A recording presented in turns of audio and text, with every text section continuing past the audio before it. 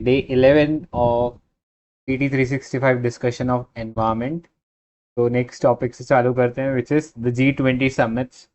तो G20 summits हम लोग IR वाले पार्ट में पढ़ेंगे, बट स्पेसिफिकली जो इन्वायरमेंट से रिलेवेंट है वो हम यहीं पढ़ रहे हैं. तो पहला इनिशिएटिव देखो G20 समिट्स के अंडर. तो this was Maharishi, which was millets and other ancient grain international research initiative, महर्षि इसका शॉर्ट फॉर्म बना. तो ये जो पार्टिसिपेंट्स थे G20 मीटिंग के, उनके बेसिकली जो एग्रीकल्चर के चीफ साइंटिस्ट का ये जो मीटिंग हुआ, which was on the theme of sustainable agriculture and food system for healthy people and planet. तो यूनानिमसली उन लोगों ने सपोर्ट किया लॉन्च ऑफ महर्षि, राइट. अब इस महर्षि के अंडर हम लोग एक सेक्रेटेरिएट बना रहे हैं जो कि इंडिया के अंदर ही होगा. इंडिया का ये जो इंस्टीट्यूट है which is the Indian institute of millets research, right, जो कि हैदराबाद में है. वो टेक्निकल सपोर्ट प्रोवाइड करेगा, मतलब जिसको टेक्निकल सपोर्ट मिलेगा ICRI set and 1 CGIAR centres and other international organisation. इनके बारे में हम नीचे देखेंगे, बट अभी के लिए याद रखो एक सेक्रेटेरिएट है जो कि कहाँ होगा, Indian institute of millet research जो है, जो कि हैदराबाद में है, वहाँ पे इसका सेक्रेटेरिएट होगा. प्लस टेक्निकल सपोर्ट मिलेगा कुछ और इंडियन रिसर्च इंस्टीट्यूशन से और इंटरनेशनल ऑर्गेनाइजेशन से.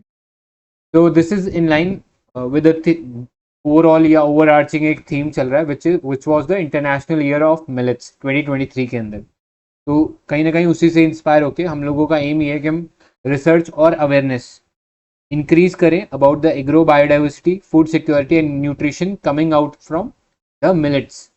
तो मिलेट्स के बारे में पता होना चाहिए. मिलेट्स क्या है? दीज आर न्यूट्री सीरियल्स और सुपर फूड. इन्हें ऑफन सुपर फूड नाम से भी जाना जाता है बिकॉज इनके अंदर बहुत सारे न्यूट्रिएंट्स होते हैं which are necessary for the overall development of our body. और मिलेट्स के बारे में खासियत क्या है? एक तो न्यूट्रिएंट्स रिच होते हैं, दूसरा ये ऐसे एरियाज में भी ग्रो हो सकते हैं जहाँ पे बाकी क्रॉप्स नहीं ग्रो हो सकते, जैसे ड्राई एरियाज ऑफ टेम्परेट सब ट्रॉपिकल एंड ट्रॉपिकल रीजन. मतलब जहाँ पे पानी की कमी है वहाँ पे भी ये easily without much water they can easily grow, right. तो एक तो उगाने में आसान, न्यूट्रिएंट रिच, और इसमें एक और चीज़ है विच इज़ ग्लाइसेमिक इंडेक्स. तो ग्लाइसेमिक इंडेक्स का क्या मतलब है कि जब इसको आप बॉडी के अंदर इंजेस्ट करते हो या डाइजेस्ट करते हो तो ये कितनी जल्दी हमारी ब्लड वेसल्स के अंदर ब्लड शुगर जो लेवल है उसको बढ़ा देता है, राइट. जैसे अगर हम नॉर्मल राइस की बात करें तो उसका जो ग्लाइसेमिक इंडेक्स है वो हाई होता है. तो क्या होता है, जैसे ही राइस खाते हैं तुरंत वो बॉडी के अंदर डाइजेस्ट हो जाता है और उससे शुगर का जो स्पाइक है वो बढ़ जाता है. ठीक है, एकदम शुगर रश बढ़ जाता है. तो जब शुगर एकदम से बॉडी के अंदर बढ़ जाता है तो क्या करता है, हमारा जो लिवर है उसको स्टोर करने लगता है.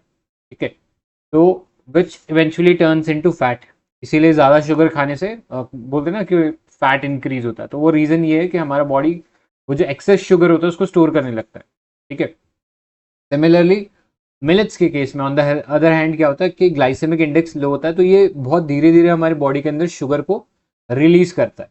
तो एकदम से शुगर स्पाइक नहीं होता और हमारे बॉडी में एक शुगर लेवल जो है वो में मेंटेन होता है. तो दैट्स वाई मतलब जो डायबिटिक पेशेंट्स होते हैं ना उनको बोला जाता है कि आप मिलेट्स वगैरह ले अपने डाइट के अंदर इनकॉपरेट करो. तो मिलेट्स के अगर एग्जाम्पल्स ले इंडिया में प्रोमिनेंट एग्जाम्पल्स आर बाजरा, रागी, जवार. ठीक है, और कोई एग्जाम्पल बता सकते हो मिलेट्स के? फॉक्सटेल। फॉक्सटेल. हाँ, और कोडो मिलेट है। तो ऐसे बहुत सारे और भी मिलेट्स अपने को मिल जाएंगे, बट इंडिया में टॉप 3 कौन से? बाजरा, रागी एंड जवार है. ठीक है. अगर स्टेट वाइज डिस्ट्रीब्यूशन की बात करें तो बाजरा सबसे ज्यादा कहाँ प्रोड्यूस होता है, ये बता सकते हो? एमपी, महाराष्ट्र, अच्छा Rajasthan Rajasthan. Rajasthan. Yup that's right, Rajasthan. लेकिन अभी आई थिंक चेंज हो गया है। नहीं नहीं, राजस्थान को बीट ही नहीं कर सकता कोई बाजरे प्रोडक्शन में. वो उधर का हाँ, स्टेपल फूड हाँ, कैटेगरी में आ जाता है. राइस। हाँ, मैंने ऐसे ही याद रखा। राजस्थान में बाजरा रोटी खाते हैं एंड महाराष्ट्र इज फॉर जवार, वहां पे जवार रोटी खाते हैं, तो ऐसे याद रख सकते हैं। और रागी? रागी कर्नाटका। कर्नाटका। करेक्ट. तो ऐसे याद रख लेना, सीक्वेंस पता होना चाहिए अपने को इनके बारे में, राइट। तो याद रखना Maharishi initiative is with regards to millets, G20 के दौरान इसे अडॉप्ट किया गया था, और इसका सेक्रेटरीट बनेगा Indian institute of millet research, जो कि हैदराबाद में, राइट। बाकी मैंने बता दिया, आगे चलते नेक्स्ट देखते हैं ग्लोबल बायोफ्यूल अलायंस। तो इंडिया ने लॉन्च किया GBA at the G20 summit. Aim ये है कि हम अक्रॉस द वर्ल्ड जो बायोफ्यूल का जो यूसेज है उसको प्रमोट करें। तो इसमें टेक्नोलॉजी और उससे जो एसोसिएटेड जो अवेयरनेस है उसको रेज करने का काम हम लोग करेंगे। तो इसमें बहुत सारे मेंबर कंट्रीज जुड़े थे, जैसे 7G20 मेंबर कंट्रीज थे, कुछ इनवाइटी कंट्रीज थे टू द G20, फिर नॉन G20 कंट्रीज और अदर 12 इंटरनेशनल ऑर्गेनाइजेशन भी इसके अंदर पार्ट थे। तो ये पता होना चाहिए इसके बारे में, इंडिया लेड इनिशिएटिव था, तो it becomes important for us to remember. Clear, आगे चलते हैं नेक्स्ट। ये high level principles on lifestyle for sustainable development, ये कोई काम का नहीं है, ज़्यादा सिग्निफिकेंट डिटेल इसमें नहीं थी। नेक्स्ट टॉपिक ये भी काम का नहीं है, चेन्नई हाई लेवल प्रिंसिपल्स, ठीक है, ये वाला देख लेते हैं। चेन्नई हाई लेवल प्रिंसिपल्स, तो ये बेसिकली ब्लू इकोनॉमी से रिलेटेड हम लोगों ने कुछ प्रिंसिपल्स बनाए थे। तो अब अपने को ये पता होना चाहिए ब्लू इकोनॉमी क्या है। तो ये आप सब आइडिया लगा सकते हो कॉमन सेंस से कि ब्लू का बात हो रहा है तो डेफिनेटली ओशन या मरीन वाटर की हम लोग बात कर रहे होंगे। तो इसमें basically sustainable use of ocean resources की बात होती है फॉर इकोनॉमिक ग्रोथ, और इसमें हम लाइवलीहुड, जॉब्स और ओशन इकोसिस्टम की हेल्थ दोनों को बैलेंस करके चलते हैं, राइट। इससे एसोसिएटेड SDG भी अपने पास, SDG 14 which talks about life under water, right. तो ये पता होना चाहिए ब्लू इकोनॉमी के बारे में। आगे चलते हैं नेक्स्ट, देखो fourth clean energy ministerial and एथ मिशन इनोवेशन मीटिंग। तो इंडिया ने अभी होस्ट किया ये fourth clean energy ministerial and एथ mission innovation meeting under the theme of advancing clean energy together. तो ये जो क्लीन एनर्जी मिनिस्टेरियल था ये ग्लोबल फोरम था ऑफ हाई लेवल इंडिविजुअल्स, जहाँ पे इंडिया भी मेंबर कंट्री के तौर पे पार्टिसिपेट करता है, और इसके अंदर हम लोग ये इंश्योर कर रहे हैं कि क्लीन एनर्जी का जो ट्रांजिशन है वो ग्लोबल लेवल पर हो। सो इसमें बहुत सारे इस फोरम के अंदर इनिशिएटिव लिए गए, जैसे क्लीन एनर्जी मरीन हब, जो कि एक पब्लिक प्राइवेट प्लेटफॉर्म है होगा, जिसका मेन एम है कि हम डी रिस्क करें investment to produce low and zero emission fuels to be transported by maritime sector. ठीक है, तो याद रखना इसके अंदर जो क्लीन एनर्जी मरीन हब्स बनाए हैं उनमें बेसिकली हम लोग ऐसी इन्वेस्टमेंट या ऐसे इनिशिएटिव्स बना रहे हैं ताकि कोई जो रिस्क एसोसिएटेड है ऐसे प्रोजेक्ट से वो डी रिस्क हो जाए, और ज़्यादा से ज़्यादा लो और ज़ीरो एमिशन फ्यूल्स का जो ट्रांसपोर्टेशन है वो मैरीटाइम सेक्टर के थ्रू हो पाए, राइट। तो this is clean energy marine hubs, इसके अंडर था। तो this was under the clean energy ministerial forum. Next देखो, अभी ये जो इनिशिएटिव है this was under the mission innovation. तो मिशन इनोवेशन जो है एक काफ़ी इंपॉर्टेंट हम बोल सकते हैं इनिशिएटिव है। ग्लोबल लेवल पे हम लोगों ने ये इनिशिएटिव चालू किया था to make clean energy affordable, attractive and accessible to all. तो जो 3A का जो कॉन्सेप्ट है, अफोर्डेबल, अट्रैक्टिव और एक्सेसिबल टू ऑल, राइट। तो क्लीन एनर्जी के रिस्पेक्ट में हम लोग फॉलो कर रहे हैं। इसका जो फर्स्ट फेज था this was launch alongside the Paris agreement 2015। अब मिशन 2.0 चल रहा है, ये इसका सेकेंड फेज है, और ये स्टार्ट हुआ था 2021 में। तो इसमें 23 कंट्रीज हैं अलॉन्ग विद EU, और India is also a founding member of mission innovation. तो याद रखना, सुनने में ऐसा लग सकता है कि इंडियन गवर्नमेंट का कोई इनिशिएटिव है, but this is not a, मतलब डोमेस्टिक इनिशिएटिव नहीं है, एक ग्लोबल इनिशिएटिव है, और लॉन्च किया गया था during the Paris agreement, right. तो ये अपने को याद रखना है। आगे चलते हैं, इन्वायरमेंटल कॉस्ट ऑफ वॉर, ये कोई काम का नहीं है हमारे लिए। ये वाली सेम चीज़ें जो है हम लोग देखेंगे इन द इंटरनेशनल रिलेशंस वाली PT में भी देखेंगे, तो वहाँ इनको करेंगे बिकॉज ये जनरल IR से रिलेटेड स्टैट्यूट्स है। नेक्स्ट देखो, केन बेतवा लिंक प्रोजेक्ट। तो केन बेतवा लिंक प्रोजेक्ट को अभी फाइनल जो फॉरेस्ट क्लियरेंस था वो मिल चुका है, राइट। सो ये जो प्रोजेक्ट है, this project is basically implemented under the national perspective plan, और ये अप्रूव हुआ था 2021 में। तो बेसिकली इसमें काम क्या हो रहा है, हम ट्रांसफ़र कर रहे हैं surplus water to water deficit areas. तो सरप्लस वाटर कहाँ पे है, जो केन रिवर है उसमें वाटर सरप्लस है, तो उसे हम बेतवा रिवर में ट्रांसफर कर रहे हैं, जो कि वाटर डेफिसिट रीजन में फ्लो करती है। अब ये याद रखना, ये दोनों रिवर जो है केन और Betwa, both rivers are tributary of Yamuna, ठीक है, ये याद रखना। और कौन से एरिया में पानी फीड कर रही है, तो बुंदेलखंड रीजन में पानी को ये फीड कर रही है। This is a drought prone region जो कि स्प्रेड करता है across 14 districts of Uttar Pradesh and MP. ठीक है, तो झांसी के आसपास का जो एरिया है और या फिर एमपी का जो टॉप वाला है जो एरिया आप समझ सकते हो विजुअली, वो बुंदेलखंड रीजन है।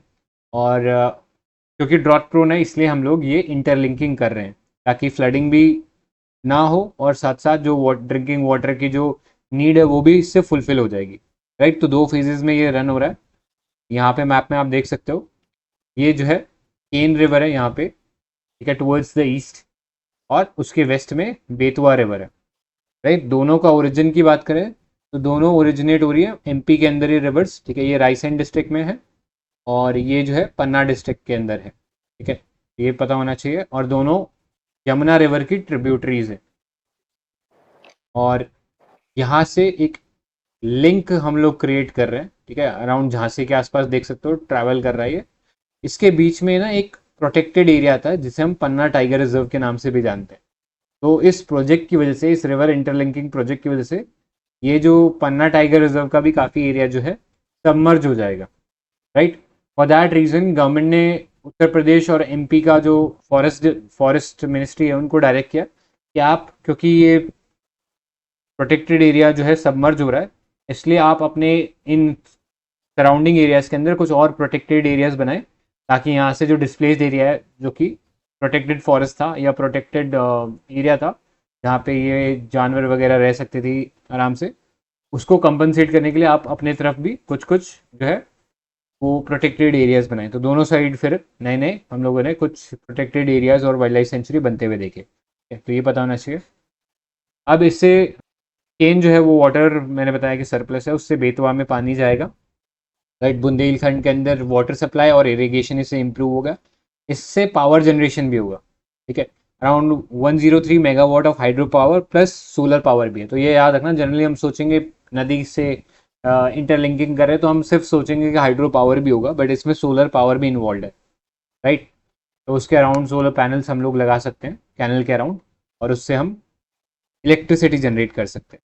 तो थ्रेट एक तो हो गया पन्ना टाइगर रिजर्व में जो टाइगर्स रह रहे हैं, इसके साथ केन घड़ियाल सेंचुरी भी है। तो घड़ियाल अपने को पता है क्या होता है, क्रिटिकली एंडेंजर्ड है। राइट, तो बहुत इंपॉर्टेंट हम्म स्पीशीज है, तो वो भी न्यूज़ में था, हम लोगों ने देखा भी था उसके बारे में। राइट, सो ये पता होना चाहिए। अब आगे चलते हैं, हम बात करते हैं नेशनल पर्सपेक्टिव प्लान की। तो ये पर्सपेक्टिव प्लान किसने बनाया था? This was formulated by ministry of, मतलब पहले मिनिस्ट्री ऑफ इरिगेशन अलग से थी, बट अब वो सब्ज्यूम हो गई अंडर मिनिस्ट्री ऑफ जल शक्ति। ठीक है, सो एम ये है कि वाटर सरप्लस से वाटर डेफिशिएंट एरिया में हम लोग पानी को पहुंचाएं। तो ये पता होना चाहिए। और इसके बेसिस के ऊपर नेशनल वाटर डेवलपमेंट एजेंसी ने आइडेंटिफाई किए 30 रिवर लिंक्स, और ज़्यादातर जो रिवर लिंक्स हम लोग क्रिएट करने वाले हैं वो पेनिनसुलर इंडिया में होंगे। याद रखना, 16 जो है आइडेंटिफाई किए गए हैं पेनिनसुलर रीजन में और 14 आइडेंटिफाई किए गए हिमालयन रीजन में। मतलब हिमालयन रिवर्स और पेनिनसुलर रिवर्स के जो है हम लिंक्स आइडेंटिफाई किए हैं, ज़्यादा पेनिनसुलर रीजन में होंगे और उससे थोड़ा सा हल्का सा कम हिमालयन रीजन्स में होंगे। ठीक है, इतने बात में कोई डाउट या कोई एडिशन है तो बताइए। नहीं, बस ये बाघेलखंड और बुंदेलखंड रीजन वो याद रखना। बाघेलखंड ईस्टर्न की तरफ आता है, ईस्टर्न यूपी की तरफ, और बुंदेलखंड वेस्टर्न यूपी की तरफ। यस। याद रखना बाघेलखंड थोड़ा सा ईस्ट साइड पड़ जाता है, आई थिंक रीवा वगैरह जो है वो बाघेलखंड में आ जाता है, और यहाँ झांसी और ये वाला जो एरिया है दिस इज बुंदेलखंड। ठीक है, ये याद रख लेना।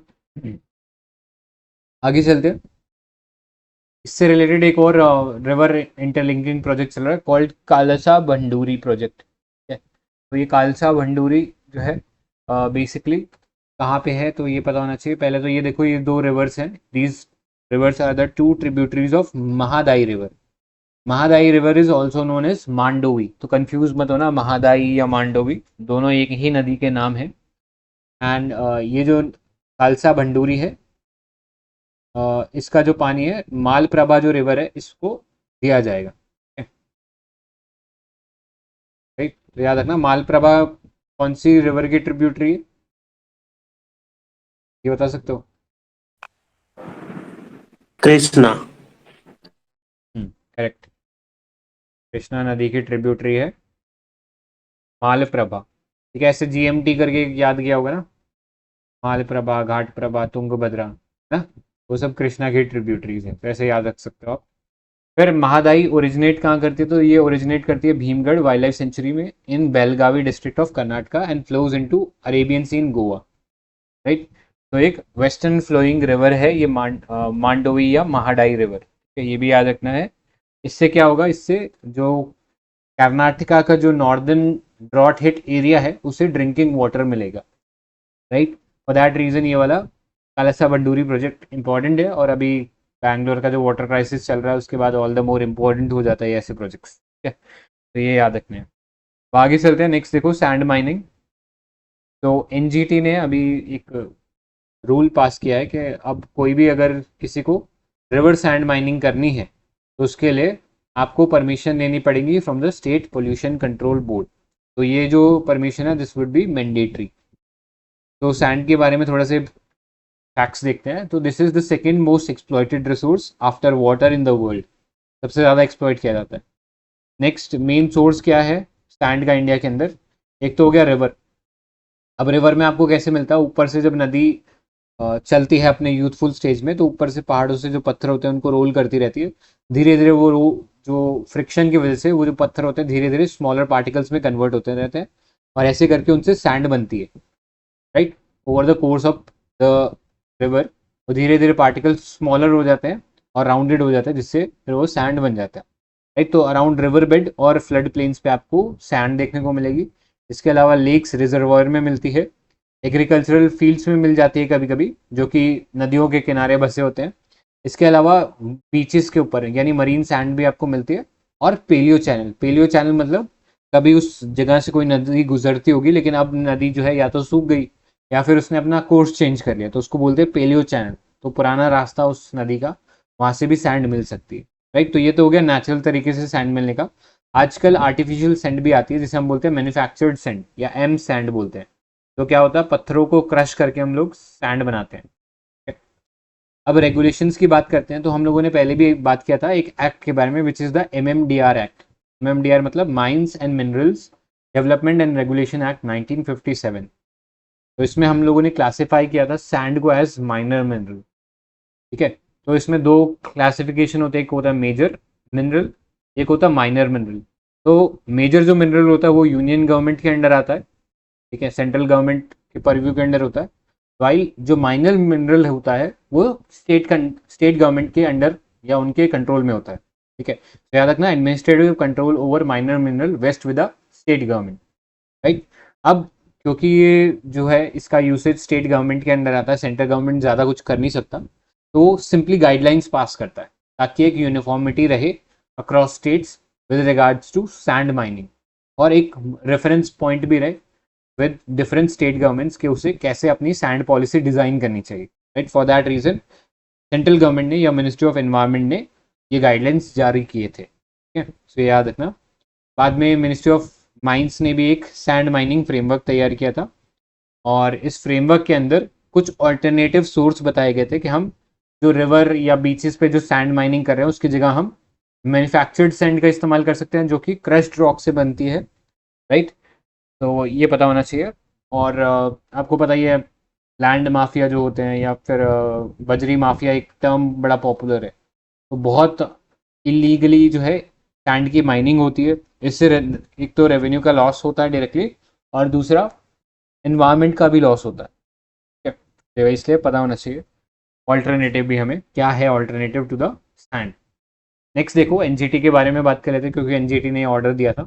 तो NGT एस्टैब्लिश हुआ था 2010 के अंदर, ठीक है, और under the national green tribunal act 2010, ठीक है। इस एक्ट के अंदर ही हम लोगों ने ये ट्राइब्यूनल बनाया है। ट्राइब्यूनल से आपको पता लग गया नाम से कि एक क्वासी जुडिशियल बॉडी है, ठीक है, कि जुडिशरी के जो फंक्शंस होते हैं वो परफॉर्म करती है। तो इसके डिफरेंट बेंचेज हैं। प्रिंसिपल बेंच जो है वो न्यू दिल्ली में है।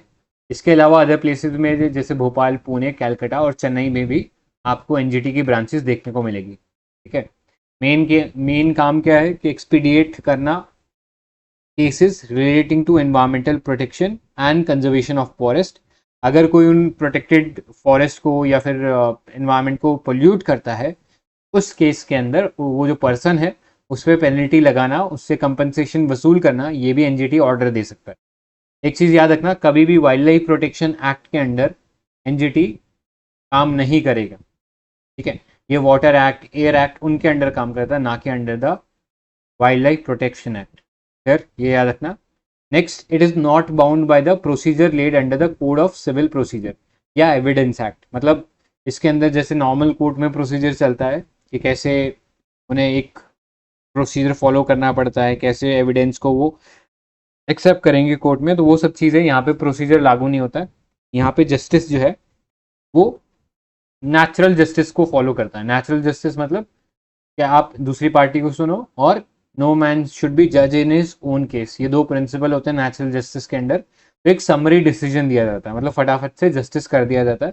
अगर आपको एनजीटी के फैसले के खिलाफ अपील करनी है तो that appeal should be filed within 6 months, ठीक है। और कहाँ पे जाएगा, तो ideally it should go to supreme court, but आजकल हाई कोर्ट्स भी सुनने लगे हैं, ठीक है। तो ये याद रखना अबाउट एनजीटी। फिर आगे देखो, अदर इंपॉर्टेंट न्यूज़ देखते हैं। पहला है इसमें United nation sustainable development cooperation framework 23-27। तो नीति आयोग और UN have signed government of India and United nation sustainable development cooperation framework, ठीक है। तो नीति आयोग और यूएन ने मिलकर साइन किया। तो इसके अंडर हम कुछ स्ट्रैटेजिक पिलर्स हम लोगों ने डिसाइड किए हैं, which will include people, prosperity, planet and participation. फिर इसमें ये जो 4 इंटरलिंक पिलर्स हैं, इनके 6 आउटकम्स होंगे, जैसे कि health, wellbeing, quality education, economic growth, decent work, environment, climate, वॉश, resilience, empowering people, community and institution. तो ज़्यादा इंपॉर्टेंट नहीं है, बस इतना याद रख लेना कि बस ये एक यूनाइटेड नेशन का सस्टेनेबल डेवलपमेंट कोऑपरेशन फ्रेमवर्क है जो कि नीति आयोग और यूएन ने मिलकर डिज़ाइन किया है, राइट। आगे चलते हैं। नेक्स्ट देखो, partnership for resilient and inclusive supply chain enhancement, short में राइज बोलते हैं। तो राइज जो है वर्ल्ड बैंक और G7 कंट्रीज का ये इनिशिएटिव है अंडर द जापान प्रेसिडेंसी।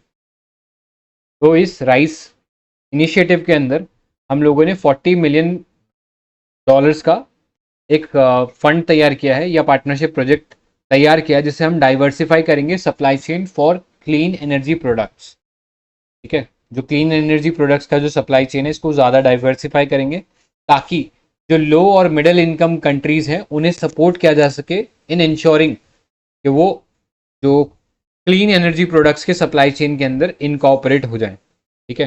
चाहे उनका मिनरल लेके आना हो, मतलब रॉ मटेरियल लेके आना हो, या फिर मैन्युफैक्चर्ड गुड जब उन्हें सेल करना हो। तो ये अपस्ट्रीम होता है। अपस्ट्रीम मतलब रॉ मटेरियल आप लेते हो और उससे एक मैन्युफैक्चर्ड गुड प्रोड्यूस करते हो, या डाउनस्ट्रीम मतलब कि आप डायरेक्टली कोई मैन्युफैक्चर्ड गुड है उससे सेल कर रहे हो, राइट। तो याद रखना, राइज वर्ल्ड बैंक और G7 कंट्रीज का इनिशिएटिव है और हेल्प करेगा लो और मिडिल इनकम कंट्रीज को so that they can diversify the supply chain for clean energy products, ठीक है। तो ये पता होना चाहिए। आगे चलते हैं। नेक्स्ट देखो, कूल रूफ पॉलिसी, राइट। ये कूल रूफ से आपको याद आना चाहिए, हम लोगों ने एक Indian cooling action plan discuss किया था। किसी को याद है टाइमलाइन क्या था?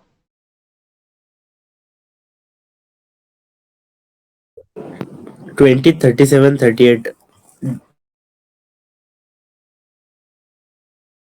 करेक्ट। तो ये टारगेट ईयर है और इसमें हमें क्या करना है, बेसिकली इंडिया की जो कूलिंग डिमांड है उसे कम करना है। अराउंड 33 से लेकर 38% के बीच में हम लोग कम करेंगे इंडिया का जो कूलिंग डिमांड है उसको, राइट। तो उसी डायरेक्शन में हम, या उससे रिलेटेड ही एक कॉन्सेप्ट है कूल रूफ पॉलिसी का। तो ये गवर्नमेंट ऑफ तेलंगाना ने लॉन्च किया है, राइट। मेन एम ये है कि हम जो इम्पैक्ट है हीट का ऑन द बिल्डिंग्स उसे कम करें। आप इसको एसोसिएट कर सकते हो और भी सारे कॉन्सेप्ट है, जैसे अर्बन हीट आइलैंड इफेक्ट, ये भी सभी ने सुना होगा। क्यों होता है urban heat island effect?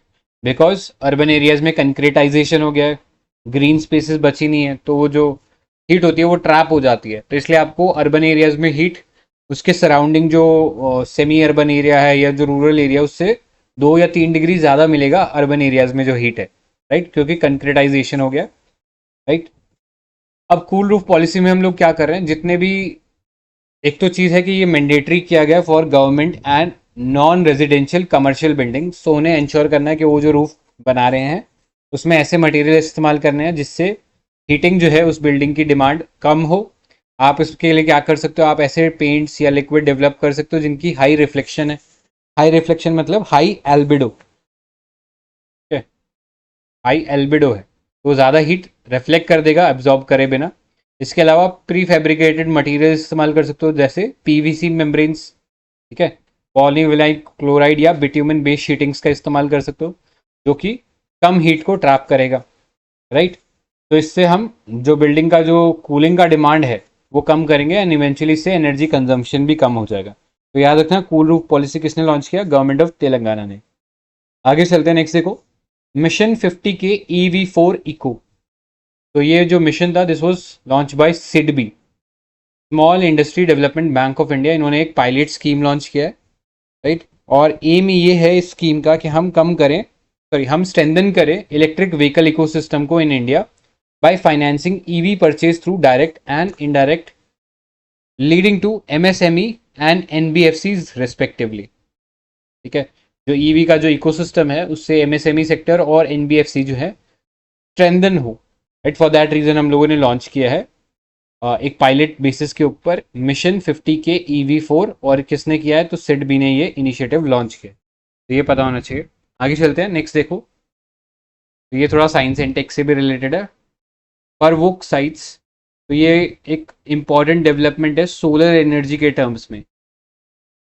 Solar energy में भी अगर फर्दर डिवाइड देखें तो यूल फाइंड कि फोटोवोल्टाइक्स के अंदर ये एक बहुत इंपॉर्टेंट डेवलपमेंट है। तो साइंटिस्ट ने अभी डिस्कवर किया कि एक नैनो स्केल इंक की कोटिंग अगर हम लगा देते हैं तो उससे जो परवोक्साइट जो सोलर सेल्स है उनकी कैपेसिटी और उनकी एफिशिएंसी और इंक्रीज हो सकती है, जिससे कि हम मास प्रोडक्शन कर सकते हैं नेक्स्ट जनरेशन सोलर सेल्स का। तो जनरली ये परवोक्साइड्स कैसे बनते हैं, तो these are naturally occurring minerals of calcium titanate. तो इनका एडवांटेज क्या होता है, लाइट वेट होते हैं, हाई ऑप्टिकल कंडक्टिविटी होती है, एब्जॉर्प्शन काफ़ी अच्छा होता है, higher efficiency, cheaper to produce compare to traditional silicon based cells, right. For that reason इससे हम नए नए टाइप के सोलर फोटोवोल्टाइक मॉड्यूल्स डिज़ाइन कर सकते हैं, जैसे फ्लेक्सिबल सोलर मॉड्यूल्स हो गए, या फिर सिंपल पतली पतली शीट्स बना सकते हैं और उसे किसी भी बिल्डिंग के ऊपर लगाकर उसे भी हम एनर्जी प्रोड्यूस करने के लिए यूज़ कर सकते हैं, ठीक है। तो अनलाइक फोटोवोल्टाइक मॉड्यूल्स जो अभी करंटली हम लोग यूज़ करते हैं, जिसे आपको एक बोर्ड के ऊपर सेट करना पड़ता है, ठीक है, और काफ़ी रिजिड हो जाता है वो, तो परवोक साइट्स में आपको फ्लेक्सिबिलिटी मिलती है, लाइट वेट मिलता है। तो ये सारी एडवांटेजेस हैं इसके जो हमें पता होना चाहिए। आगे चलते हैं, नेक्स्ट देखो, 1 CGIAR ग्लोबल इनिशिएटिव। तो अभी हम लोगों ने इसके बारे में देखा था महर्षि इनिशिएटिव के अंडर, राइट। तो international crop research institute for semi arid tropics joins 1 consultative groups on international agriculture research global initiative, ठीक है। तो ये consultative group on international agriculture research initiative है, it's shortly known as CGIAR, तो ये पता होना चाहिए। अब ये जो ICRI सेट जिसके बारे में अगेन हम लोगों ने महर्षि इनिशिएटिव में देखा था, तो ये बेसिकली एस्टैब्लिश हुआ था under the memorandum of agreement between government of India and CGIAR इन 1972। और इसका काम क्या था, ये एक इंटरनेशनल रिसर्च इंस्टीट्यूट है with focus on tropical dryland agree food system, right. तो ICRI set is in India is one of the CGIAR's research centre, ठीक है। ये जो ग्लोबल इनिशिएटिव जो चल रहा है इसके लिए इंडिया में एक नोडल एजेंसी ICRI सेट काम कर रहा है उसके लिए, राइट। नेक्स्ट अगर हम बात करें CGIAR के बारे में, तो ये एक publicly funded network of agri food system research centre है, एस्टैब्लिश इन द ईयर 1971, और काम कर रहा है in the field of transforming food land water system to address the challenge of climate crisis, ठीक है। तो ये पता होना चाहिए। आगे चलते हैं, नेक्स्ट देखो, एक छोटा सा आई थिंक करंट अफेयर्स है जो अपने को पता होना चाहिए। कभी कभी रैंडमली ये अवार्ड्स वगैरह भी UPSC पूछ लेता है, जैसे एक बार पद्मश्री वगैरह के बारे में पूछ लिया था, तो यू नेवर नो कि कभी ये अवार्ड्स भी पूछ ले। देख लो, Norman Borlaug is also known as the father of green revolution, मतलब नॉर्मन बोरलॉग को father of green revolution for the world हम कह सकते हैं। इंडिया में आपको पता है कि father of the green revolution was M S. Swaminathan. ठीक है, अभी रिसेंटली उनको भारत रत्न भी दिया गया, ठीक है, पोस्ट ह्यूमसली, तो वो पता होना चाहिए। तो नॉर्मन बोरलॉग फील्ड अवार्ड जो है for field research and application, this was given to doctor Swati Nayak. ये इंडियन साइंटिस्ट है at the international rice research institute. ठीक है, तो उन्हें ये प्रेस्टिजियस अवार्ड दिया गया for her innovation to engage small holder farmers in demand driven rice seed systems and adoption of climate resilient and nutrient rice varieties. इससे पहले हम लोगों ने राइस रिलेटेड एक कल्टीवेशन सिस्टम देखा था which was direct seeding process, DSR देखा था हम लोगों ने, है ना, डायरेक्ट सीडिंग राइस, तो वो याद ही होगा आपको। एनीवेज, तो इस अवार्ड के अंदर $10,000 अवार्ड किए जाते हैं और इसमें exceptional science based achievements in field of international agriculture and food production by individuals under the age of 40। ठीक है, उनको रिकग्नाइज किया जाता है उनके वर्क को और उन्हें अवार्ड किया जाता है। अब ये जो अवार्ड है, this is endowed by Rockefeller foundation. ठीक है, तो यूएस बेस्ड एक फाउंडेशन है, ये इसके लिए फंडिंग प्रोवाइड करती है। ठीक है, तो ये पता होना चाहिए। आगे चलते हैं, नेक्स्ट देखो, holistic development of great Nicobar island at Andaman and Nicobar island project. ठीक है, तो थोड़ा सा ग्रेट निकोबार के बारे में पहले देख लेते हैं। तो ग्रेट निकोबार आइलैंड जो है सदर्न मोस्ट आइलैंड है of the Nicobar island archipelago. यहाँ पे ट्रॉपिकल एवरग्रीन टाइप का फॉरेस्ट मिलता है and this is part of UNESCO's man and biosphere programme. ठीक है, तो यहाँ पे आप इमेज में देख भी सकते हो। ठीक है, तो ये पूरा जो है, ये वाला पार्ट अंडमान है, राइट। 11 डिग्री चैनल है, वो अंडमान और लिटिल अंडमान को सेपरेट करता है। ठीक है, अगर हम बोलें कि अंडमान और निकोबार को कौन सा डिग्री चैनल सेपरेट कर सकता है, तो बता सकते हो कौन सा डिग्री चैनल है? 10 डिग्री। करेक्ट, तो 10 डिग्री चैनल है, याद रखना। ये सेपरेट करता है अंडमान को विद निकोबार या फिर लिटिल अंडमान को कार निकोबार से। ठीक है, तो याद रखना, निकोबार आइलैंड जो ग्रुप्स हो गए उसमें सबसे नॉर्दर्न मोस्ट है कार निकोबार और सबसे सदर्न मोस्ट है ग्रेट निकोबार, जिसके ऊपर अभी हम लोगों ने जो पढ़ा ना कि होलिस्टिक डेवलपमेंट की बात हो रही है, तो ग्रेट निकोबार के होलिस्टिक डेवलपमेंट की बात हो रही है। इसके साथ साथ आपको एक आइलैंड के बारे में बताना चाहिए which is called the Sentinelese island. ठीक है, यहाँ पे देख सकते हो सेंटिलीज आइलैंड। तो यहाँ पे एक ऐसी ट्राइब रहती है जिसका वर्ल्ड से कोई कनेक्शन ही नहीं है। ठीक है, इसलिए ये वाला पार्ट जो है हमारे लिए इंपॉर्टेंट हो जाता है, राइट। तो थोड़ी सी डिटेल हम लोगों ने देख ली इसके बारे में। वापस चलते हैं अपने न्यूज़ के ऊपर। तो यहाँ पे हम लोगों ने बात किया holistic development of great Nicobar islands. तो इसके लिए बेसिकली जो national board for wild life है, they have notified the entire Galathea bay wild life sanctuary in Nicobar for the construction of propose international container transshipment port. ठीक है, तो development के नाम पे हम लोग कहीं ना कहीं ये जो Galathea bay wild life century है जो कि निकोबार आइलैंड्स के अंदर है, उसको डिस्ट्रॉय कर रहे हैं, राइट। ये एक कंसर्न भी है कि चलो ठीक है डेवलपमेंट करना है आपको, लेकिन आप ऐसा एक प्रिस्टीन इकोसिस्टम ना डिस्ट्रॉय करो, उसके अराउंड कोई और चीज़ फिगर आउट कर सकते हैं। ठीक है, तो इसलिए थोड़ा सा कंटेंशन में था, बहुत सारे एनवायरमेंटल एक्टिविस्ट जो है इसके अगेंस्ट है, बट एनीवेज डेवलपमेंट के नाम पे फिर हम लोग इसको जस्टिफाई करते हैं। ठीक है, तो यहाँ पे मेगा कंटेनर टर्मिनल बन रहा है as part of the holistic development of great Nicobar island. इसके लिए एनवायरमेंट क्लियरेंस जो था वो ऑलरेडी मिनिस्ट्री ऑफ एनवायरमेंट ने दे दिया था इन 2022। नीति आयोग का एक डॉक्यूमेंट था जिसके बेसिस के ऊपर हम लोगों ने ये जो अंडमान निकोबार आइलैंड है इसके अंदर डेवलपमेंट प्रोजेक्ट्स अलाउ कर दिए। तो इसके अंदर क्या क्या बनेगा, एक तो इसमें बनेगा इंटरनेशनल ट्रांसशिपमेंट पोर्ट, फिर एक ग्रीन फील्ड इंटरनेशनल एयरपोर्ट बनेगा, पावर प्लांट बनेगा और एक न्यू टाउनशिप बनेगा which would constitute a SEZ which is special economic zone which would be implemented in next 30 years. तो इश्यू सबसे बड़ा ये, ट्री कवर चला जाएगा, मैंग्रोव्स चले जाएंगे, एडवर्स इम्पैक्ट हो सकता है बायोडाइवर्सिटी और मरीन लाइफ के ऊपर, और इंक्रोचमेंट हो सकता है ट्राइबल लाइफ्स के ऊपर भी। ये तो मेंस वगैरह में काम आएगा, अभी के लिए तो अपने को बस पता होना चाहिए क्या क्या क्लियरेंसेज या कौन कौन से इंपॉर्टेंट एरियाज हैं जो कि इस प्रोजेक्ट की वजह से इम्पैक्ट होंगे। ठीक है, तो देख लिया हम लोगों ने Galathea bay wild life century जो कि निकोबार आइलैंड में है, उसके लिए डी नोटिफाई कर दिया है national board for wild life, ठीक है, जो कि एक बॉडी है विच विल इंश्योर कि अगर आपको कोई प्रोटेक्टेड एरिया से कोई लैंड आपको चाहिए तो उसके लिए परमिशन आपको national board for wild life से मिलेगी, ठीक है। इतने पार्ट में कोई एडिशन करना है तो बताइए, एनी डाउट्स और एडिशंस?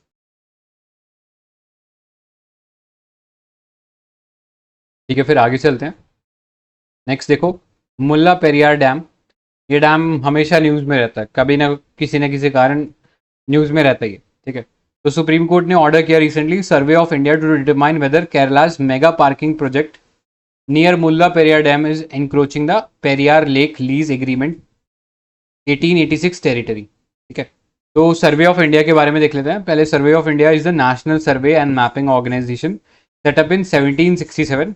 अभी कौन सी मिनिस्ट्री के अंडर काम कर रहा है? तो department of science and tech के अंडर काम करता है ये सर्वे ऑफ इंडिया, ये पता होना चाहिए। मुल्ला पेरियार डैम के बारे में बात करते हैं तो this was constructed in 1887 to 1895। ये वाला जो डैम है this is owned operated and maintain by Tamil Nadu government. अब ये वाला जो डैम है this is located within the Periyar tiger reserve, जो कि कहाँ पे पड़ता है? केरला में पड़ता है, ठीक है। तो ऑल्दो इसका लोकेशन केरला में है लेकिन इसको मेंटेन जो है वो तमिलनाडु गवर्नमेंट करती है, और located in the upper reaches of Periyar river which flows into Kerala after originating in Tamil Nadu, right. तो ये था मुल्ला पेरियार डैम, इसके बारे में पता होना चाहिए, बहुत इंपॉर्टेंट है, हर साल न्यूज़ में रहता है, ठीक है। अभी रिसेंटली तो पूछा नहीं गया बट मे बी आगे कभी पूछ ले तो यू शुड नो, राइट। आगे चलते हैं next. So next topic is International Energy Agency IEA. ये intergovernmental organization है within the framework of OECD. इसका establishment 1974 में हुआ है and this was to ensure the security of oil supplies after the oil crisis of 1973. इसके members 31 members हैं and 13 associate members हैं and India is an associate member. and इसमें OECD में जितने members हैं वही लोग IEA में पार्टिसिपेट कर सकते हैं. So to be a member of the the country should be an OECD member along with a capacity to hold a crude reserve for 90 days of previous year import. ठीक है, next पे चलते हैं इसके reports. World energy outlook 2023 report. So इसका key highlights क्या है? Fossil fuel share in the global energy supply is projected to reduce from around 80% to 73% by 2030. So 2030 तक 73% हो जाएगा 80% से, which is a good sign. Renewables are set to contribute 80% of new power capacity by 2030. Mind you, this is 80% of new power capacity by 2030. So जो potential है उसमें से 80% renewables का होगा.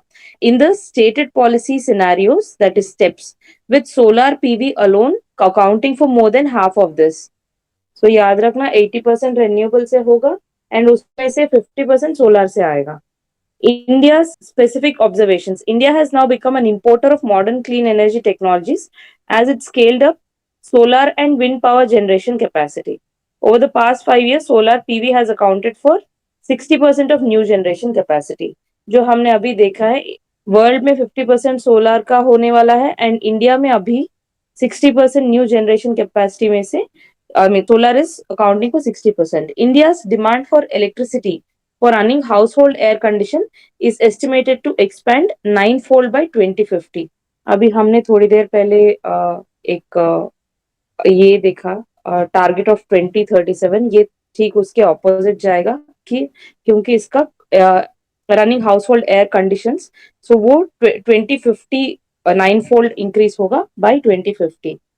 नेक्स्ट पे चलते हैं अदर रिपोर्ट्स इसके IEA के. Breakthrough agenda report 2023 jointly released by International Energy Agency and then International Renewable Energy Agency, that is ARENA, and UN Climate Change High Level Champion. तो ये 3 organizations हैं which releases Breakthrough Agenda Report 2030. Then there is Electricity Grids and Secure Energy Transition Report, provides first of its kind stock take of grids worldwide. Then emissions from oil and gas operations in net zero transition report, world energy balances, energy technology perspectives, world energy statistics and net zero by 2050. Net Zero Roadmap Report, a global pathway to keep 1.5 degree centigrade goal in reach. तो ये हमको याद रखना, ये 1.5 degree वाला. Then imperative of cutting methane from fossil fuels, a policy toolkit for implementing life. तो ये सारे रिपोर्ट्स IEA रिलीज करता है जो भी एनर्जी से रिलेटेड है. That is released by IEA. Then next, moving to International Renewable Energy Agency. So ये intergovernmental organization है and facilitates cooperation and promotion of and adoption of sustainable use of renewable energy. ये 2009 में establish हुआ है. So it is fairly new. IEA से के बहुत बाद आया है. Then इसका headquarters is in Masdar City, Abu Dhabi. Membership इसके 169 members हैं.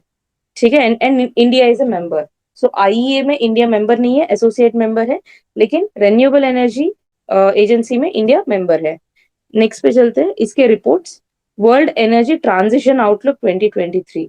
So world energy outlook is released by IEA और energy transition is released by Renewable Energy Agency. इसके current pledges and plans fall well short of IRENA's 1.5 degree centigrade pathway and will result in emission gap of 16 gigatons in 2050. तो एक emission gap रहेगा 16 gigatons का according to this report. And global investment across all energy transition technologies reached a record high of 1.3 trillion US dollars in 2022. So this is the highlight of World Energy Transition Outlook. Next पे चलते हैं. Tripling renewable power and doubling energy efficiency by 2030. Crucial steps towards 1.5 degrees centigrade. Right. Jointly launched by COP28 presidency, IRENA and Global Renewable Alliance on sidelines of pre-COP event in Abu Dhabi. So this is tripling renewable power and doubling energy efficiency. Next पे चलते हैं. Tracking SDG 7, the energy progress report. इसमें release through collaboration between IRENA, United Nations Statistics Division, World Bank and WHO. SDG 7 provides achievable, affordable, reliable, sustainable energy for all. ठीक. Key findings क्या है इसके? Current pace is not adequate to achieve any of the 2030 targets. India alone accounts for largest share of the access deficit.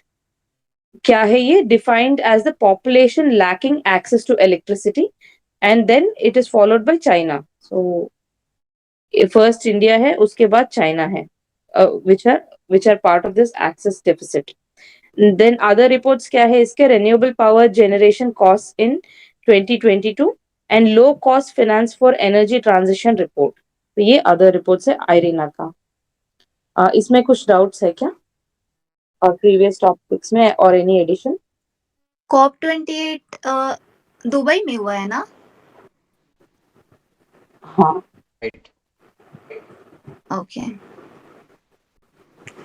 एक question था कि has India achieved 50% of its renewable energy target or not? नहीं. No. Okay. Not achieved. Yes. Right. Okay, moving on. Next पे चलते हैं. Food and Agriculture Organization FAO, established in 1945, headquarters रोम में है and ये UN specialized agency है and it leads international efforts to defeat hunger and improve nutrition and food security. Members इसके 195 members है and India is a member. And reports क्या है इसके FAO के? There is impact of disasters on agriculture and food security. First ever global estimation of impact of disasters on agriculture production. And then there is SOFA, that is State of Food and Agriculture Report 2023.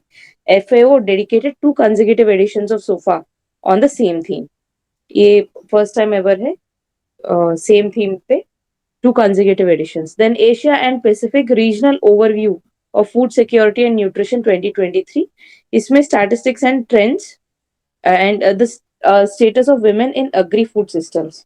So basically agri-food, food nutrition, इसके बारे में जो भी if you hear a report then that is released by FAO. कुछ other reports also I'll just mention. SOFO, that is State of World Forest, is also released by FAO. SOFO, SOFO, State of World Forests. And then there is SOFIA. ये State of Fisheries and Aquaculture, SOFIA. And there is SOCO, that is State of Agriculture Commodities. Sir बस आप short forms लिख देना, Sophia, सोफो, सोको, right, fisheries and agriculture. And SOCO is agriculture commodities, and SOFI, that is food security and nutrition. SOFI is for food security and nutrition. So ये other reports हैं. And we have heard of World Food Program. So this is also under FAO, right?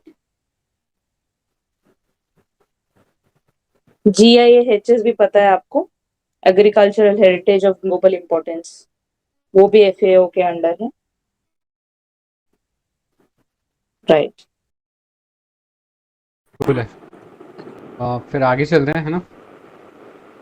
Right. Next topic देखो, next chapter indeed, which is disaster management. इसमें पहला topic है CDRI, coalition for disaster resilient infrastructure. तो अभी news में इसलिए है because cabinet ने अप्रूव किया ratification of headquarters agreement between India and CDRI. तो ये है जो हेडक्वार्टर्स एग्रीमेंट होता है, this is basically agreement under Section 3 of the United Nations Privileges and Immunity Act 1947. तो उसके अंदर बेसिकली एक इंटरनेशनल ऑर्गेनाइजेशन जो है उसको वो राइट्स एंजॉय करने को मिलते हैं जो कि यूनाइटेड नेशंस और उनकी बॉडीज एंजॉय करती है. तो इन बेसिकली इस एक्ट के अंदर उन्हें पावर मिलती है कि उनके जो प्रेमाइसेस हैं, यूनाइटेड नेशन का जो ऑफिस है, उसको कोई जो स्टेट की जो फोर्सेस हैं वो वायलेट नहीं करेंगी, राइट. जैसे हमारे इंडिया के अंदर अगर UN का ऑफिस है तो उसमें कोई आर्मी या फिर पैरामिलिट्री या पुलिस फोर्स उसे वायलेट नहीं करेगी. उसमें जो काम करने वाले लोग हैं उन्हें भी इम्यूनिटी मिलेगी, मतलब they can not be arrested या उन्हें उनका कन्विक्शन नहीं किया जा सकता. हाँ, अगर लगता है कि कोई पर्सन इन्वॉल्व है किसी ऐसी एक्टिविटी में विच इज़ कंसीडर्ड क्रिमिनल या फिर और कोई ऐसा इशू फेस करते हैं उनके अगेंस्ट, तो फिर उन्हें एक्सपेल किया जा सकता है कंट्री से, लेकिन उन्हें गिरफ्तार नहीं किया जाएगा. ठीक है, तो ये पता होना चाहिए.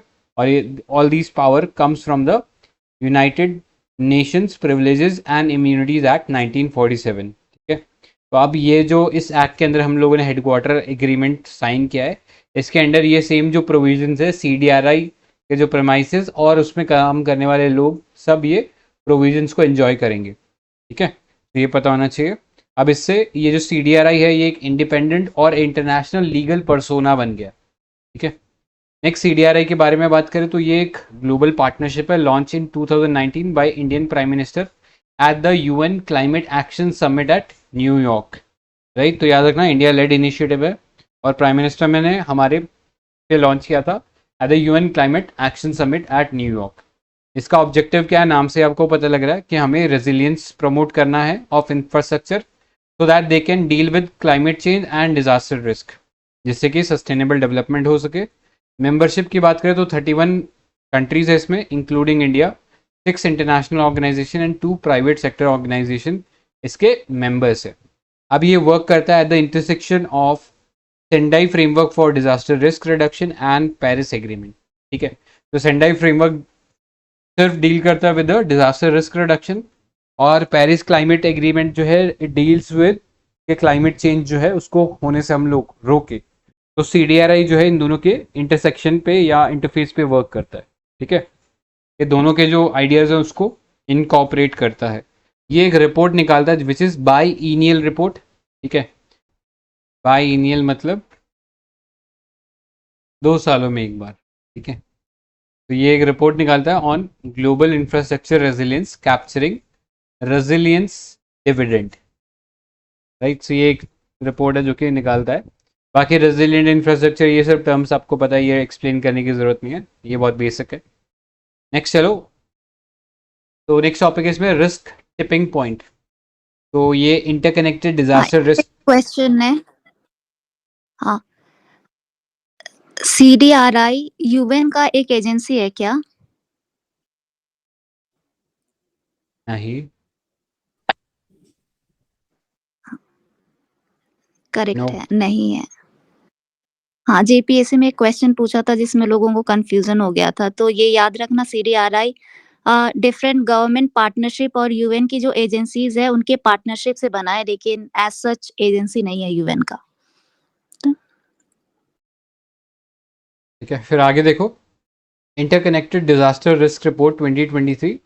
इन्होंने ये बेसिकली अपने रिपोर्ट में ये बताया कि world is fast approaching risk tipping points on multiple fronts. ये रिपोर्ट रिलीज कौन करता है? तो United Nations university institute for environment and human security ये रिपोर्ट को रिलीज करता है, राइट। अब ये रिपोर्ट से पता क्या लगता है? तो एक चीज़ अपने को पता लगा, रिस्क टिपिंग पॉइंट्स। तो टिपिंग पॉइंट का मतलब क्या है कि एक एनवायरनमेंट में ऐसा चेंज जिसको करने के बाद ओवरऑल उसका एक कैटास्ट्रॉफिक इम्पैक्ट होगा। फॉर एग्जाम्पल, जैसे जो ग्लेशियर्स अगर वो मेल्ट हो गए सारे के सारे, तो आपको पता है उससे क्या होगा? उससे एल्बिडो रिड्यूस हो जाएगा, उससे सी लेवल बढ़ जाएगा और इससे ओवरऑल जो हीटिंग है अर्थ की वो बढ़ जाएगी, ठीक है, जिससे बहुत सारे कैटास्ट्रॉफिक इवेंट्स हो सकते हैं। ऐसे ही और भी बहुत सारे इवेंट्स आप देख सकते हो यहाँ पे, जैसे स्पेस डिब्रिस हो गया, एक सैटेलाइट दूसरे से टकराया which would lead to a phenomena known as Kessler syndrome, है ना, पढ़ाई हो गई है तो Kessler syndrome, right. Ground water depletion, accelerated extinction, uninsurable future, right. ये सारे इनिशिएटिव्स या ये सारे जो कैटास्ट्रॉफिक इवेंट्स हैं ये ट्रिगर हो सकते हैं कि अगर कोई एक हमारा सिस्टम जो है एनवायरनमेंट का वो अगर एक ऐसे पॉइंट के बियॉन्ड चला जाता जहाँ से वो रिकवर कर नहीं सकता, ठीक है। जैसे अमेजोन रेन फॉरेस्ट अगर आपने काट दिया तो एक बार अगर आप उसको पूरा साफ कर दोगे तो फिर वो वापस एक ट्रॉपिकल एवरग्रीन फॉरेस्ट नहीं बन पाएगा, राइट। और अगर ऐसा होता है तो अगेन जो अर्थ का जो कार्बन सिंक था वो कहीं ना कहीं ख़त्म हो जाएगा और उससे क्या होगा? उससे जो CO2 का जो कंसंट्रेशन है एनवायरनमेंट में वो बढ़ जाएगा, ठीक है। तो ये सारे टिपिंग पॉइंट्स होते हैं और इससे एक कैटास्ट्रॉफिक इवेंट्स चालू हो सकते हैं। तो यही जो है इंटरकनेक्टेड डिजास्टर रिस्क रिपोर्ट ने अपने रिपोर्ट में बताया था टिपिंग पॉइंट्स के बारे में, ठीक है। तो याद रखना। आगे चलते हैं, नेक्स्ट टॉपिक देखो, glacial lake outburst flood, GLOF। तो सिक्किम में अभी रिसेंटली विटनेस किया हम लोगों ने glacier lake outburst flood due to the bursting of southern bank of South Lhonak lake, ठीक है। ये सिक्किम में एक लेक था साउथ लोनाक लेक, वहाँ पे हम लोगों ने देखा कि ये ग्लेशियल लेक आउटबर्स्ट फ्लड आया, जिसकी वजह से काफ़ी सारे जो इंफ्रास्ट्रक्चर थे वो बर्बाद हो गए, कुछ डैम्स भी जो थे उसमें टूट गए, ठीक है। तो कॉजेज़ क्या थे सिक्किम के फ्लैश फ्लड के?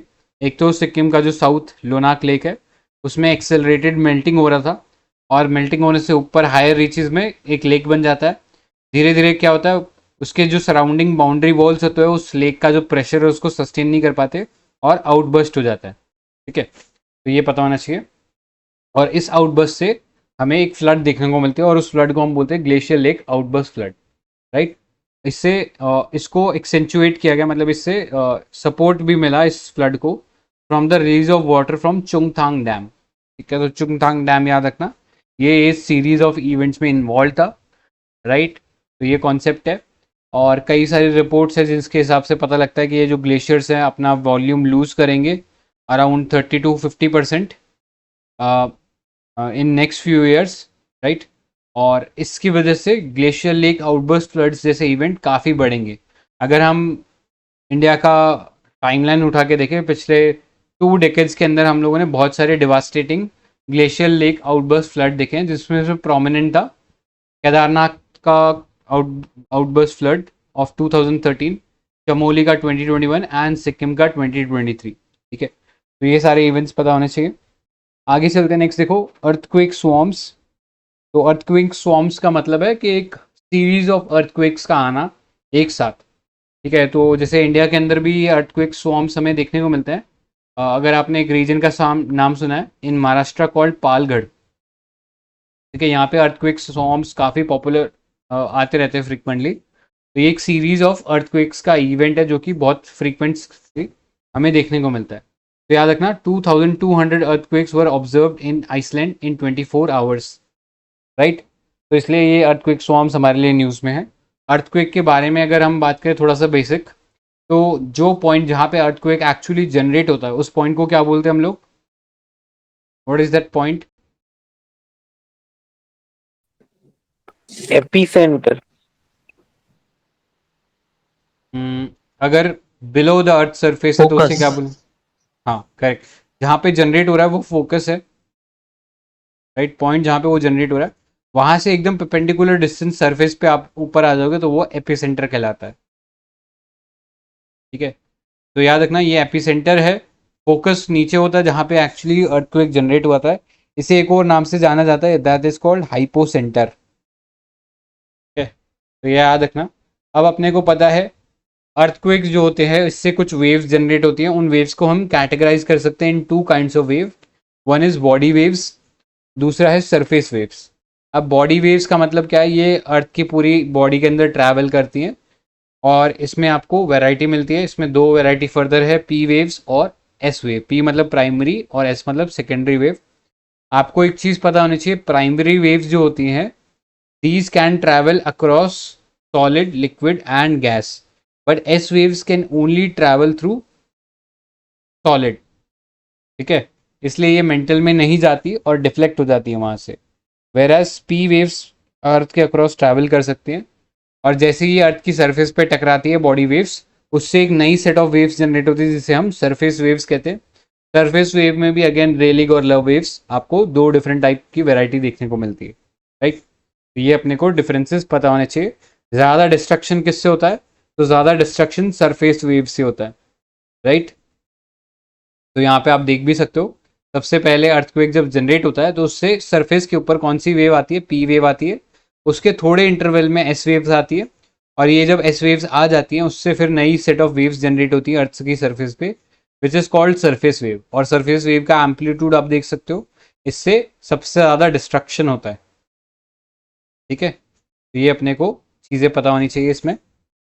नेक्स्ट बात करें तो इसमें अर्थक्वेक स्वॉर्म्स के अंदर बहुत सारे अर्थक्वेक्स का एक सीरीज आता है और जनरली ये जो अर्थक्वेक्स होते हैं शैलो होते हैं और लो टू मॉडरेट स्केल के होते हैं, मतलब बहुत ज़्यादा इंटेंस नहीं होते और शैलो होते हैं। शैलो मतलब कम गहराई के अंदर ये अर्थक्वेक्स आते हैं, ज़्यादा गहरे नहीं होते। तो अभी आइसलैंड में क्यों आ रहे थे ये earthquake? Because of the mid Atlantic ridge, ठीक है? तो कोई बता सकता है mid Atlantic ridge plate tectonics के टर्म में कौन सी प्लेट टेक्टोनिक्स के अंडर बना है मिड एटलांटिक रिज? हम तीन इवेंट्स पढ़ते हैं ना, कन्वर्जेंस, डाइवर्जेंस, तो बता सकते हो कौन सा? Divergent. Divergent. Correct.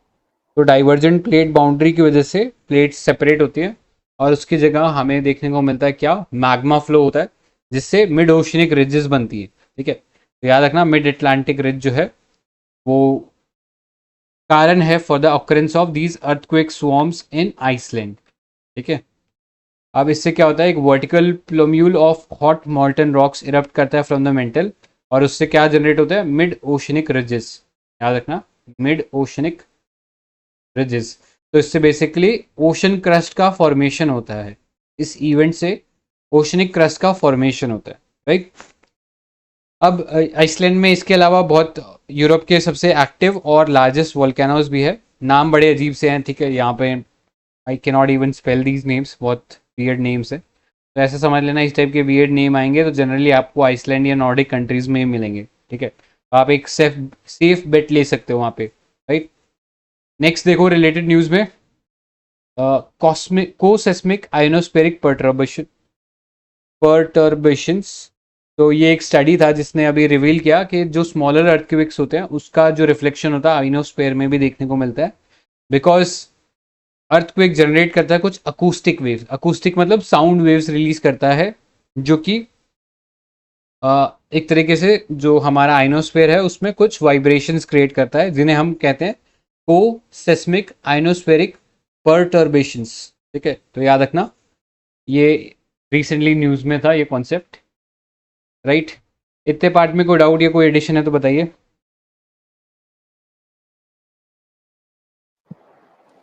Mercalli scale से हम क्या मेजर करते हैं और रिक्टर स्केल से क्या मेजर करते हैं? बताइए शितानु सर। मर्करी इंटेंसिटी और रिक्टर्स मैग्नीट्यूड। यस, और रेंज क्या होता है दोनों का? रिक्टर तो आई थिंक लॉगरिथमिक होता है ना। रिक्टर 1 to 10 होता है और मर्कली होता है 1 to 12। Correct.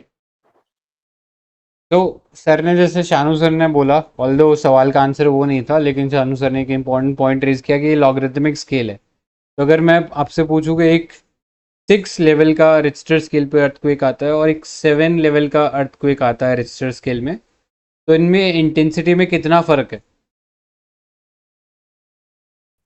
10 times. 10 times। Correct. क्यों? क्योंकि ये log to the base 10 है, ठीक है, तो ये याद रखना, इसलिए 10 टाइम का फर्क है। अगर मैं बोलूँ 6 से 8 में कितना फर्क है, तो ये 100 टाइम्स हो जाता है, ठीक है। तो याद रखना, लॉग एक स्केल है या एक टूल है जिसके थ्रू हम लोग ये मैग्नीट्यूड डिटरमाइन करते हैं। तो log to the base 10 ये रिक्टर स्केल होता है, राइट। तो ये सारी चीज़ें इंपॉर्टेंट है। आज के लिए यहीं पे एंड करते हैं। Tomorrow will start with the landslides in Himalaya वाला पार्ट, ठीक है। तो most probably I guess 2 more lectures probably, और मे बी कल भी एंड हो सकता है, तो अकॉर्डिंगली प्रिपेयर करके आना। कल जो है ये सेशन 7 PM पे हम लोग कंडक्ट करेंगे, ठीक है। तो thank you for joining guys, good night for today, bye bye. Thank you sir, good night everyone. Good night.